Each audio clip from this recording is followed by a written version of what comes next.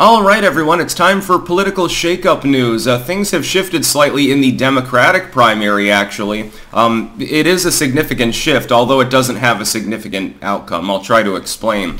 Marianne Williamson, who had no political pulse at all a few weeks ago, now is polling at about 10 points. So actually, when you're within the double digits, you actually have a political pulse. Even if you don't have a chance because Biden has, assuming that he runs at all, the support of about 3/4 of the Dems, even if many of them are reluctant voters, Marianne Williamson is not a viable candidate. Her problem would be the same as it was in 2020. The entry of any other significant leftoid in the field waters down the not riding with Biden vote. It's sort of the same dynamic with the Republicans. Trump has a hardened core fan base that effectively can't be touched. If you get more than one other candidate with any political pulse running in the race, he wins effectively by default. Same is true of Biden, and right now there's only one contender. Trump has to face off against 3 people, supposedly. Of course, right now it's technically only Nikki Haley and Ramaswamy, both of whom are also Rams. The presumption is that DeSantis gets in, although, with the indictment story going on, it's not necessarily the wisest choice for him to make.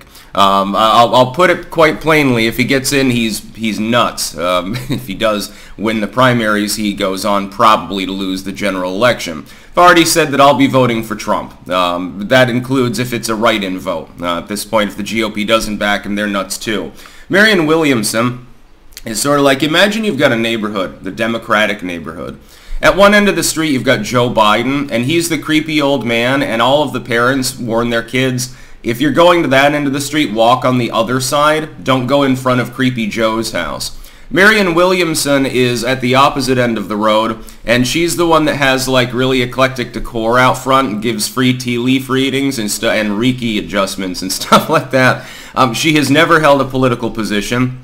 She's best known for writing some books, being the crystal grandma in the 2020 Dem debates, and basically saying let's hold hands and use love beads and meditation, and who was a pastor, a unifaith pastor for a while, and apparently did a very good job actually in that role. So congrats. Unlike Joe Biden, you did actually accomplish something in life. Very interesting. She's not viable, but she is funny. Her hyperbolic crystal lady leftoid takes can be amusing.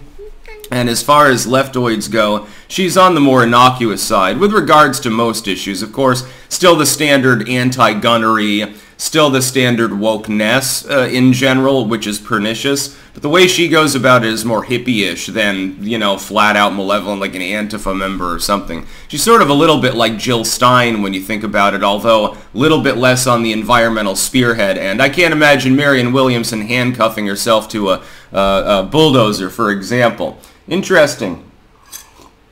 Somehow, somebody with absolutely no viability whatsoever gets 10 points against an incumbent otherwise running unchallenged.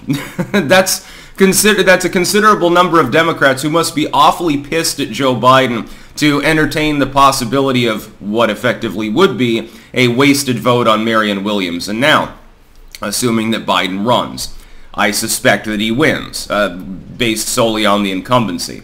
Williamson certainly wouldn't be the one to be able to fend him off. Warren has effectively bowed out and is running for the Senate again. Without her, and with Bernie being too old, and with several other potential viable candidates like Buttigieg locked in Biden's own cabinet, Kamala for example, he can run the field. Yeah, Joe Biden can win very handily in the primaries that in some states, much like with Trump's quasi-incumbent advantage, won't even hold primaries at all. They'll say, look, he's the incumbent, he's running for re-election, we're just going to give him, we don't need a delegate process, we're just awarding him the votes unilaterally.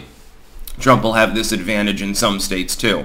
It'll be interesting though, I would love to see, and this is why I'm glad that her margin is in that double-digit range. Assuming that the Democrats decide to even allow debates, it would be funny to see Joe and Marianne Williamson go head-to-head one-on-one for an hour and a half. It'd be very, very intriguing. It would be like night and day on foreign policy. Biden would cast her off probably as a Russian stooge or something, and she would call him a crazy old man maybe. And she can go really hard in on him too, because She's not going to win, and she can run the rest of the field that Biden doesn't get, so there could be some fireworks, actually, if that happens. I suspect that the DNC will try not to have debates or any real primary process. In fact, I suspect that they'll try to make it as humdrum as possible and keep Joe in the background, not even really making appearances. Seemed to work, honk honk, in 2020. When Joe Biden frequently did nothing for the entire week and then showed up to talk to 20 or 30 fucking people at a time. Yeah, it was incredible. What a great campaign. Most votes ever, 82 whatever million people. Well, if he can do that, then Marianne Williamson should be able to get 85 million.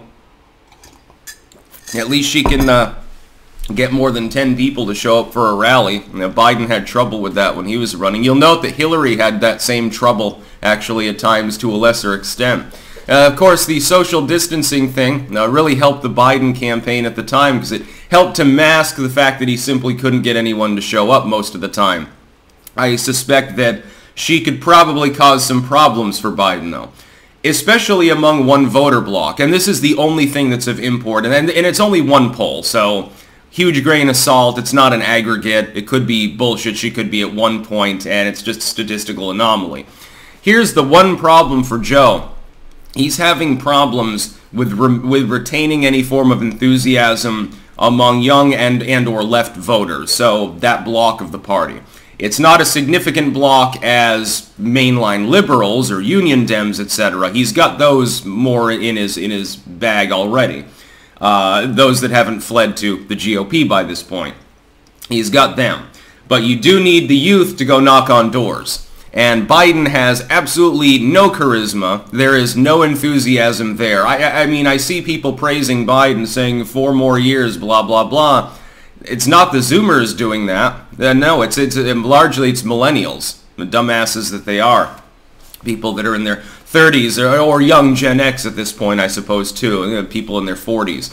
That's the core bloc that seems to like Biden more.